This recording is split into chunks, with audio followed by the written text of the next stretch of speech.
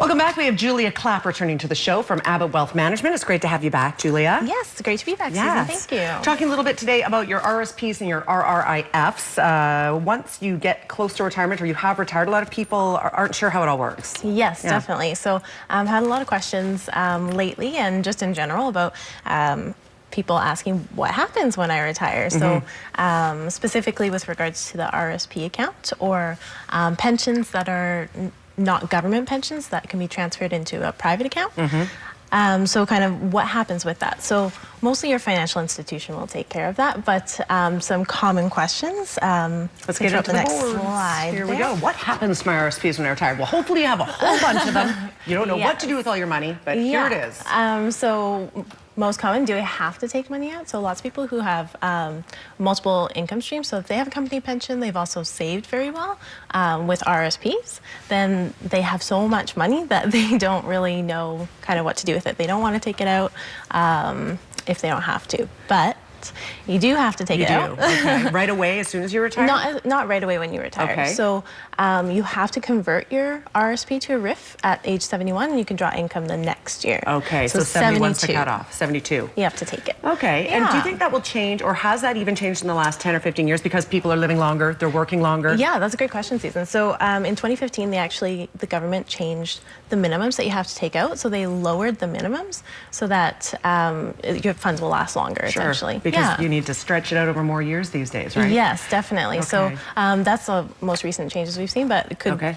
I mean, you never know in 10 more years. Yeah, for sure. We'll get back to the board and see what some of those bullets were that we're going to talk about. So how much can I take out? You can take out as much as you want, but it's important to consider that everything you take out of your Rif or RSP is taxable income. So if you're still working and you want to take money out of your Rif or RSP, then you just have to keep that in mind that you're going to have extra tax that you have to pay on there. Yes, you might put yourself to another tax bracket. Yes, definitely. Which you don't want. No, not generally, if you can afford it. Yeah. How are my funds invested? So very common question. They can be invested pretty much the same as your RSP. Okay. But that's something you definitely want to sit down with your advisor and talk about. Something that's suitable for your risk tolerance. So it doesn't have to be the end of the line. It doesn't mean you have to take it out and spend it. You can reinvest it into other things. Yeah, definitely. Okay. And can I still make contributions to my RSP? So you can until age 71, but if you're drawing income, it doesn't really make sense. Okay, yeah, no, it wouldn't. Yeah, okay. So you can until 71.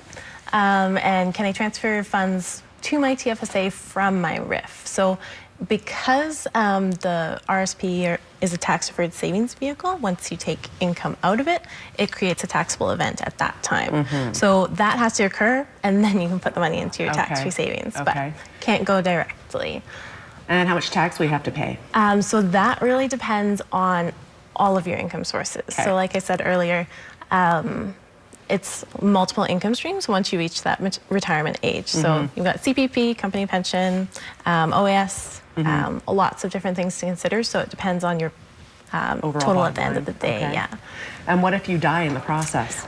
So if you pass away, if you have a spouse, you're able to have a non-taxable event to allow that to flow to the surviving spouse. Okay. So it's not like income in the final year of death, then it just flows to the surviving spouse. Okay. If you have no spouse, then it would be a taxable event. Tax would be paid. It would be considered as income in the final year, and then the remainder would go to your beneficiaries on the account. So important to have those beneficiaries. And then finally, what's the point of having an RSP if you have to pay tax on it when you take the money out? Yes, that's a super common question, and especially now that we have the tax-free savings account. Yes. It depends on your tax bracket. So if you're earning quite a bit more while you're working, it's definitely useful to have the RSP, so you have that tax differential that you can save. But yeah, it depends on each person. Absolutely. Yes, so we have another board. We only have a couple more minutes, so we'll have to skate through these a little quicker. No problem. So just for people who don't know, RSP stands for Registered Retirement Savings Plan. It's a tax-deferred savings vehicle for retirement planning. The contributions reduce your taxable income, which is why there's a taxable event anytime you take money out of the RSP or the Rif. Okay. And the maximums that you're allowed to contribute are on an individual basis. So those are on your notice of assessment.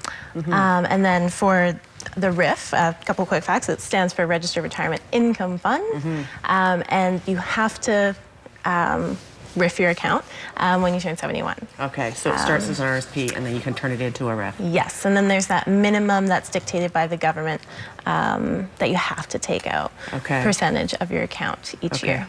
Okay, perfect. Yeah. Thank you for being here, Julia. Thank you, Susan. Yes, important things that you need to know if you're approaching retirement, and if you have more questions pertaining to this, you can certainly give them a call, or you can reach them online at abbottwealth.com. We're back after a quick break. Stay with us.